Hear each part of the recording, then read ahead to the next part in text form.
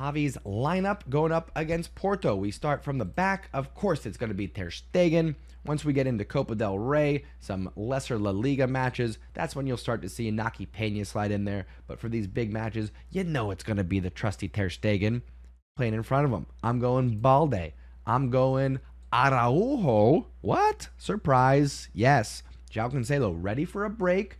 Araujo rested on the weekend. I think he slides in, but I think he slides in at right back because I don't trust Roberto. Cancelo's going to rest. I don't trust Roberto. That leaves Araujo with Christensen and Koundé playing in the middle. I know you could say Araujo plays inside, Koundé plays right back, but I think early in the season, what you saw from Xavi was that he actually prefers Araujo of the two in the right back position. So Cancelo rests, we get Balde, Christensen, Koundé, and Araujo, the back line from last year, but we swap Araujo and Koundé. Playing in front of him, no Pedri, no Frankie. I think we go Romeu, who was mostly rested, got a few minutes there against Sevilla, but mostly rested. So I think he holds down that pivot spot. And we see Xavi as well as Gundogan playing in front of Romeu. I think we could maybe see either one, Xavi or Gundogan, sharing that double pivot role.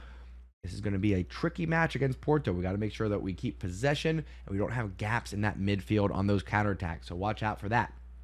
For the front three, I think we might see some rotations, but not in the striker position. It's going to be Lewandowski. I picked on him a little bit in the match review, the good, the bad, the Barca. He did find himself in the bad box, but I think he finds his ways, his goal-scoring ways against Porto. We'll get to predictions in a minute, but Lewandowski will be surrounded by Ferran Torres and Lamine Yamal.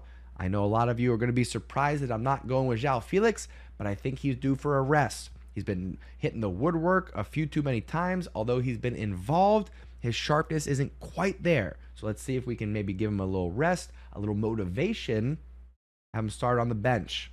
And then that means Ferran Torres is on the left with Lamine on the right.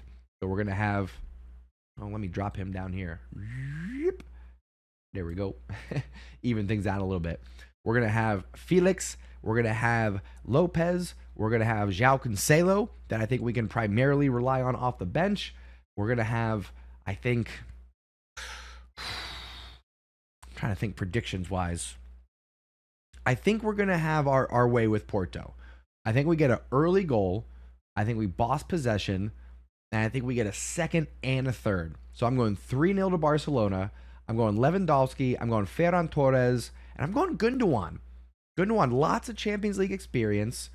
A crafty veteran. Hasn't really scored much for Barcelona thus yet. But I think he gets one against Porto. Lewandowski, Ferran Torres, Gundogan. 3-0 to Barcelona against Porto. Lock it in. That's my prediction. I'd love to get your thoughts, get your predictions. What do you think about the starting 11? What did I get right? What did I get wrong? What do you think Xavi's going to go with?